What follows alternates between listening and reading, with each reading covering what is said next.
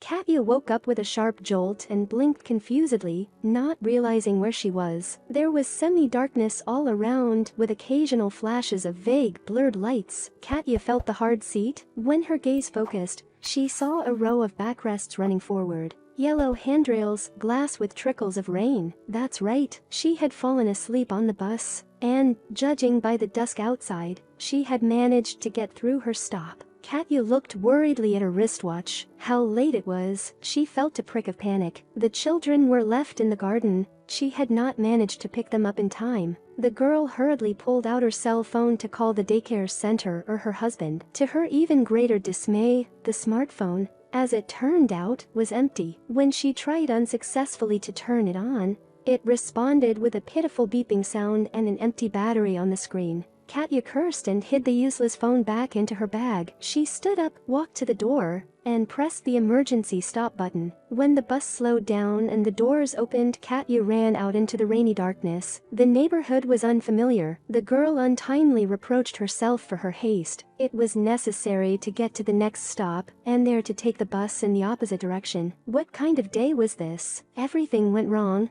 but there was nothing to do, and Katya hurried along the unfamiliar street in search of a bus stop. In her head, like in different cars on this dark street with sparse streetlights, thoughts were rushing through her mind. Were the children all right? Were they scared that their mom hadn't come for them? Are they still waiting? No, it's impossible. The teacher has the phone number of her husband, Sasha, and she knows him by sight, which means she will call him and he will pick up the children. No problem. But Katya was still worried. She was nervous, because she always picked up her children on time. She was never late, and this was the first time she had been late, all because of a difficult shift. She was so tired that she didn't notice how she fell asleep. Katya in general always had time for everything. Although she and Sasha had 2 small children in addition, she worked full-time as an administrator in a beauty salon. Sasha almost all the household and childcare laid on the shoulders of his wife, because she has never failed. Their family was quite friendly. Sometimes, of course, quarreled, but somehow not seriously, all more on trifles. Forgotten,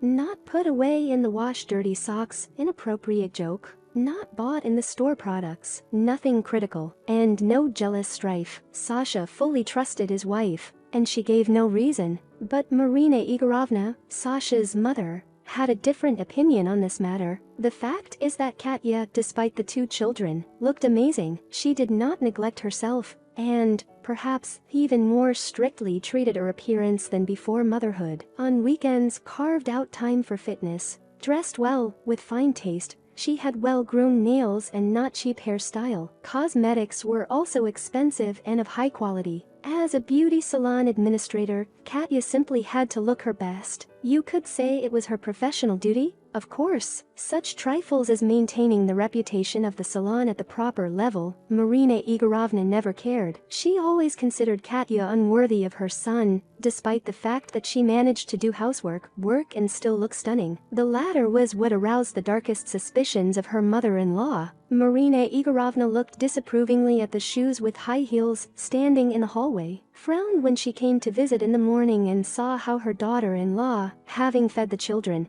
hastily put on makeup in front of the large mirror in the bathroom, shook her head when she caught a whiff of good perfume. "You have some kind of windy wife," said Marina Igorovna to her son when Katya was not at home. "She's always putting on makeup. It's all for a reason. Surely for someone all these rags, perfume, lipstick, ugh." Sasha only smiled and jokingly waved his mother away. He knew perfectly well that working in a beauty salon obliged Katya to look like that. "You should look after her," added Marina Igorovna meaningfully. Men did indeed often pay attention to Katya, but she never gave them any advances. Just now, on a dark unknown street, a large expensive foreign car pulled up to the curb and began to slow down, dabbing the light of the headlights on Katya's figure. Katya quickened her step. She suddenly became afraid. It was deep evening, it was raining, there was nobody on the street. The window of the car rolled down, and from the cabin came an insolent voice. "Belle, where can I drop you off? Thank you, I don't need to go anywhere." Katya threw over her shoulder and almost ran.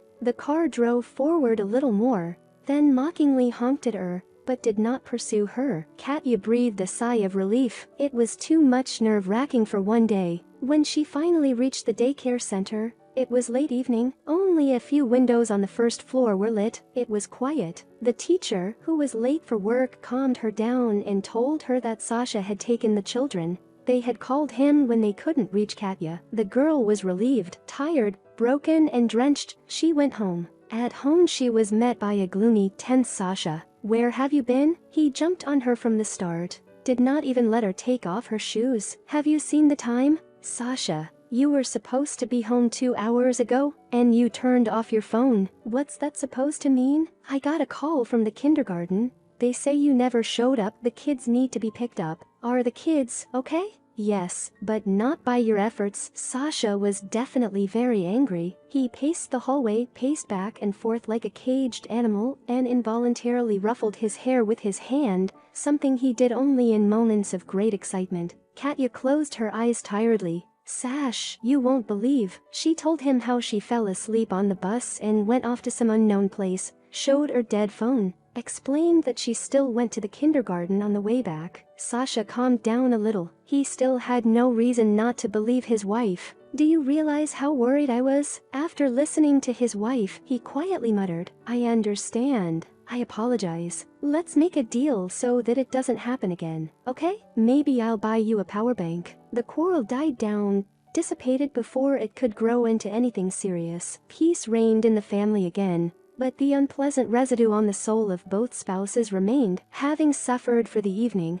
Katya was surprised at her husband's estranged reaction, and in Sasha slowly began to sprout a seed of jealousy, sown once by Marina Igorovna. The next day was a day off, and Katya's mother-in-law came to visit them. Sasha at first did not want to tell her anything about yesterday's situation, but somehow it happened by itself, and he told his mother everything. He told the story more in a joking tone, although, in Katya's opinion, it looked more like a horror movie. But Marina Igorovna took it as complete and unconditional proof of Katya's infidelity. "It's a very strange coincidence, don't you think?" she said coldly. "I overslept at the bus stop, and my cell phone was dead." "Mom, what are you saying?" Sasha frowned. What to say? "And so everything is clear," waved her mother-in-law. "No, it's not clear to me at all," said Katya, her face reddened with a terrible guess that now will begin, and her hands under the table clenched into fists. "Oh, you don't understand. Then I will tell you for the most uncomprehending. You, Katya, are an impudent traitor." "What?" Katya gasped. "What have you heard? Do you think I don't notice how you dress up every time you go to work? For your lover, eh? You don't care about the kids." "What are you talking about?" Katya couldn't believe her ears. "Yes, Mom, wait, listen," tried to intervene embarrassed Sasha. "Wait, son, I haven't said everything yet." "Yes, you think about how she easily fools you, say, the salon, and maybe in the same salon, she appoints dates and then forget about the children. Or deliberately leaves. Sasha is kind. Sasha will do everything. Tell me, is it wrong?" "Not like this." Tears came to Katya's eyes.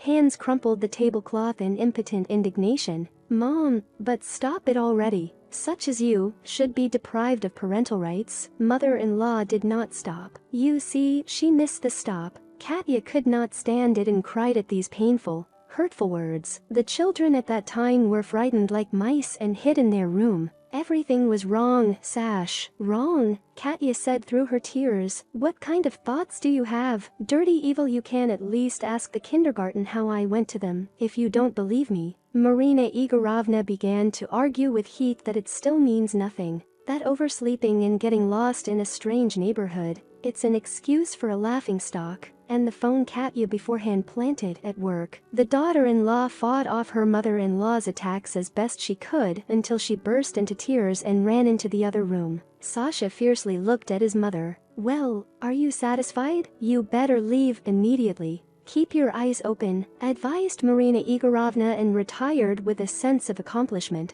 Since that day, the family life of Katya and Sasha slowly fell apart. Sasha, of course, believed his wife, but his mother's arguments could not forget. Sleepless nights he repeatedly replayed them in his head and rejected them as ridiculous, only to return to them again after a while. Doubts and jealousy grew in him like ugly flowers generously fertilized with his mother's words. Sasha began by timing Katya's return from work almost minute by minute, and if she was even briefly late, he peppered her with questions. Then he started checking her cell phone, taking it without asking, going through the call log and text messages. When someone called her, he would stand under the door and eavesdrop without much disguise. Going out with coworkers to a corporate party was out of the question, of course. Understand, I feel better this way. I'm worried about you, Sasha kept saying. Katya was upset and insulted by such behavior of her husband. Why did she deserve such behavior? Their trusting relationship disappeared like smoke. Sasha became sullen, suspicious, silent, a control freak. The poison of jealousy was doing its work. Sasha became irritated by Katya's gorgeous, as from the cover of a magazine, appearance, her dresses, makeup, hair. Now it began to seem wrong to him, unfair, that it was all for someone else, for the nameless clients of the beauty salon, and not for him. He demanded that Katya quit her job, not without arguments. But she made a concession to her husband. She did not want to give him reasons for jealousy, more than those that he invented himself. She fully devoted herself to the children and household chores. Marina Igorovna only welcomed this decision of her daughter-in-law. In her opinion, Katya finally became more or less normal wife, sat at home, watched the children, followed the household. However, to share her opinion with her daughter-in-law, she could not. Katya stopped communicating with her mother-in-law from that very unfortunate day, did not answer the phone, and did not let her into the apartment. Sasha visited his mother on weekends alone, sometimes taking the children with him. Contrary to Katya's hopes, Sasha did not become less suspicious after her dismissal. His jealousy grew exponentially, unrestrained by any common sense. Katya was bitterly waiting for her husband to get to the point where he would put cameras in the apartment and put a smartwatch on her wrist, like the kids have, which sends a signal every few minutes to his smartphone with a geotag, or a bracelet on her leg, like in movies with house arrest convicts. She felt permanently, invisibly, shamefully tethered. It couldn't go on like this. Katya filed for divorce. She understood perfectly well that Sasha finally fell under the corrosive influence of his mother, and listens only to her, not reason or heart. And the mother-in-law would not stop there. She would continue to nurture her son's suspicion. Nothing would change in the future, except for the worse. They divorced. Katya and the children remained living in their apartment, and Sasha moved in with his mother. I'm sure she triumphantly told him something like, "I told you so." Katya and Sasha now have little contact, only about the children, and occasionally have joint meetings in the park or aquatic center, somewhat strained, without a trace of the former warmth. And the power bank that Sasha bought her after the incident with the bus Katya threw away. After the divorce, Katya was hesitant to commit to a new relationship for a long time. Her trust in men was seriously undermined because of Sasha's jealousy. She devoted herself entirely to her children and work. But one day in the park, Katya met Alexei. He was a single father who was walking with his son. They got to talking while the children were playing in the sandbox. Alexei turned out to be a very decent, intelligent and caring man. He had recently been widowed and was raising his son alone. Katya felt she could trust him. They began to meet often with their children in the park on weekends. Gradually the relationship grew into a romance. Alexei appreciated and respected Katya, never jealous of trifles, and did not infringe on her freedom. A year later, Alexei made Katya an offer. Now they are a happy family. They have 3 wonderful children. Katya found her ideal man reliable, caring and infinitely trusting. Their relationship is based on mutual respect and love. Katya is very grateful to fate for meeting Alexei. Next to him she is truly happy and loved. And now she knows that real feelings do not need jealousy and control. Alexei worked as a pediatrician in one of the best children's clinics in the city. He loved his profession very much and devoted a lot of energy and time to it. Alexei was a very attentive and sensitive doctor. Little patients were drawn to him. Parents trusted in with their children. Katya was very proud of Alexei's professionalism and dedication. She admired the way he could calm a frightened child before an injection, or cunningly make him drink a bitter medicine. Katya and Alexei's children adored their Dr. Daddy and played with his medical instruments. Alexei often took them to the clinic and showed them his work. Katya was proud that her husband saved children's lives and brought joy to many families. She admired his dedication and choice of such an important profession. Unlike Sasha, Alexei absolutely trusted Katya and was never jealous of her without reason. He calmly treated the fact that she socialized with male colleagues or stayed late at the office. Alexei knew that Katya was devoted to him, and that was the most important thing. When Katya was going on a business trip or to a corporate event, Alexei sincerely wished her a good time with her colleagues. He didn't interrogate her afterward about every minute, and never checked her phone or email without asking. Alexei wasn't jealous of Katya's hobbies or friends. He was happy that she had her own life apart from her family. Katya was proud that her husband saved children's lives and brought joy to many families. She admired his selflessness and his choice of such an important profession.